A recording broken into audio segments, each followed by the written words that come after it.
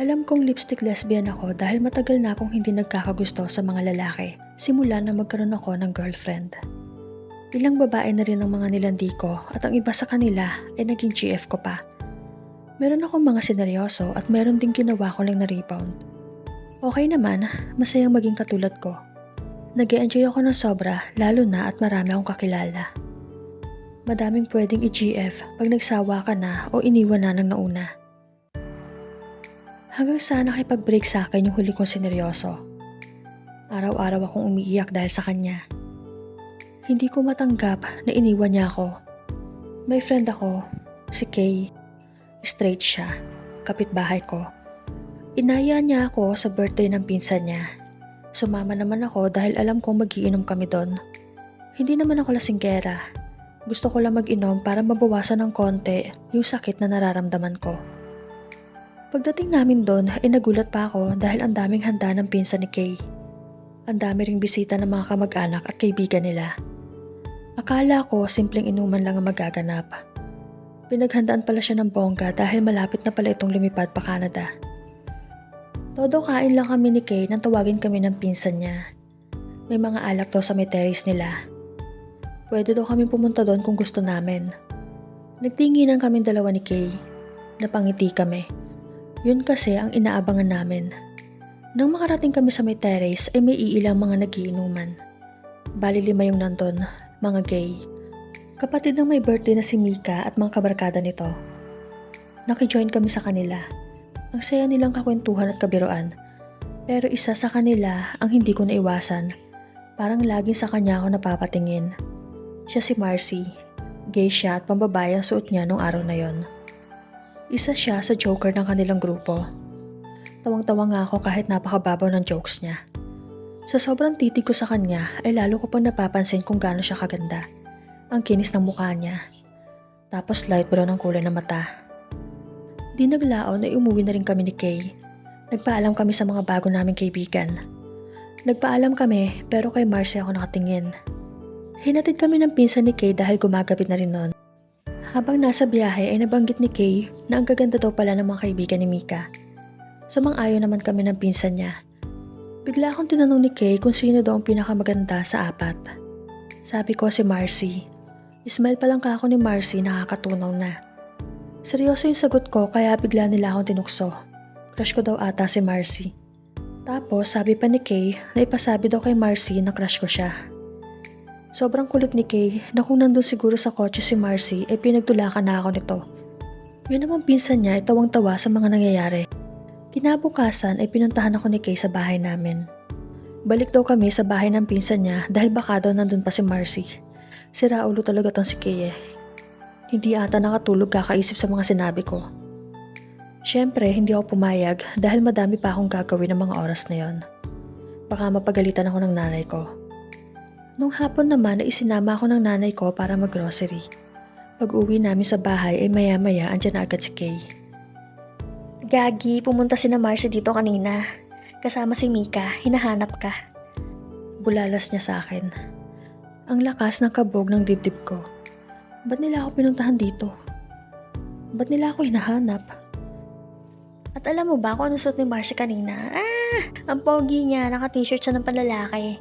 Diyos ko, ang bango-bango. Dagdag pa nito. Sa isip ko binibiro lang ata ako nitong kaibigan ko. Parang imposible naman ata na magsusuot ng panlalaki si Marcy kasi girl na girl siya nung nakita ko siya sa party. Bahala ka dyan kung ayaw mo maniwala. Basta ang pogi niya kanina. Lalaking lalaki siya kanina. Wika pa nito. Buong gabi kong inisip yun. Ini-imagine ko kung ano itsura ni Marcy pag nakasuot ng lalaki siya. Hindi rin mawala sa isip ko kung ba't nila ako pinuntahan dito sa bahay. Maya-maya ay biglang nagchat si Kay. Alam na daw pala ni Marcy na nagagandahan ako sa kanya. Sabi ko pa, paano nalaman? Sinisi ko pa siya dahil akala ko siya ang nagsabi sa mga yon. Nilinaw sa akin ni Kay na hindi siya nagsabi. Kinuwento niya sa akin na nung nagpaalam daw kami para umuwi na, ay pinag-usapan daw ako ng mga akla. Tinukso daw ng mga yon si Marcy sa akin dahil halata daw sa akin na type ko siya. Ang lagkit ko daw kasing tumitig. Noong mga panahon na yon ay hindi ko naman naiisip na may gusto ako kay Marcy. Pero sa sinabi ni Kay na nakabihis lalaki daw ito ay parang naging interesado ako bigla. Kasi parang ang pogi nga niya kung nakapanlalaki siya. Naguluhan na tuloy ang pagkatao ko. Kinabukasan habang nasa trabaho ako ay hindi pa rin mawala sa isipan ko si Marcy. Hinanap ko ang account niya sa Facebook. Hindi naman ako nahirapan dahil nakatag siya sa post ni Mika. Mark pala ang totoo niyang pangalan. Pangalan pa lang ang pogi na. Maya-maya ay nagchat si Kay. Ini-invite daw kami ni Mika na kumain sa labas after work. Susunduin daw nila ako sa office kaya hindi na ako nakatanggi. Malakas din ang pakiramdam ko na kasama si Marcy. Natapos ang trabaho. Nagabang na ako sa kanila. Makalipas ang 20 minutes ay dumating na din sila. Confirm, kasama si Marcy. Bale 4 lang pala kami. Hindi pala kasama ang ibang akla. Ang nagdadrive ay si Mika, katabi niya si Kay. Nasa likuran naman nakaupo si Marcy. Ibig sabihin, doon ako uupo sa tabi niya. Pagbukas ko ng pintuan ay bumungad sa akin ang nakadamit pang lalaki na si Marcy. Nginitian niya ako at nag-hi. Nag-hi din naman ako pero after nun ay parang nahihiya na ako. Hindi na ako makaimik. Parang lalo lumalamig ang buga ng aircon sa mukha ko. Si Kay naman ay natatanaw ko na nangingiti. Nagtitinginan din silang tatlo kaya lalo ako nahihiya. Kalma bes, si Marcy lang yan. Wika ni Kay habang natatawa. Yung lamig ng aircon ay parang biglang uminit dahil bigla akong pinagpawisan. Napansin ko naman kay Marcy na napakatahimik din niya kumpara nung sa party na isa siya sa pinakamaingay. Pero sa totoo lang, sobrang pogi niya sa suot niya. Bigla siya naging opa. Kinilig ang kifi ko sa kanya. Nagtungo kami sa isang mall sa may Pasig. Type daw kasi nilang mag-buffet. Habang naglalakad papunta doon ay nagsimula na rin si Marcy na kausapin ako. Totoo ba yung sinabi ni Mika na lesbian ka daw? Tumango naman ako. Nagulat siya dahil hindi daw halata sa akin. Ang chicks ko daw kasi manamit. Nang makarating kami sa isang buffet restaurant ay kaming dalawa pa rin ang magkatabi. Ang dami namin na pagkwentuhan. Nawala bigla yung pagkailang ko sa kanya. Sabi niya nakalimang boyfriend na daw siya pero nagka-girlfriend din daw siya nung nasa college pa lang. Isa lang daw yon at hindi na naulit. Ngayon daw ay single siya. Self-love din dahil masyado din siya nasaktan sa huli niya ng karelasyon. Sa totoo lang, ang sarap niyang kausap. Habang kausap ko siya ay naiisip ko na kung possible ba na maging kami. Nung mga oras na yun kasi parang bigla ako nakaramdam nang parang ito na yung pakiramdam na matagal ko nang gustong maramdaman. Hindi ko sure baka na-overwhelm lang ako sa pakikitungo niya sa akin ng gabi na yon. Pero iba kasi talaga. Yung feeling na ang gaan-gaan ng pakiramdam mo dahil kasama at katabi mo siya. Yung feeling na kontento ka at parang wala ka na ibang hahanapin pa. Ganon yung naramdaman ko habang kausap ko siya. Pero hindi rin naman nawala sa isip ko na baka malabo na maging kami dahil gay siya. Nagka-GF nga siya pero sobrang tagal na nun. Pero kung gay siya, bakit nakasuot pang lalaki siya ngayon? Alam ko naman na merong mga gay na nakasuot pang lalaki pa din. Pero kasi, yung babae kasi ang suot niya nung una ko siya makita.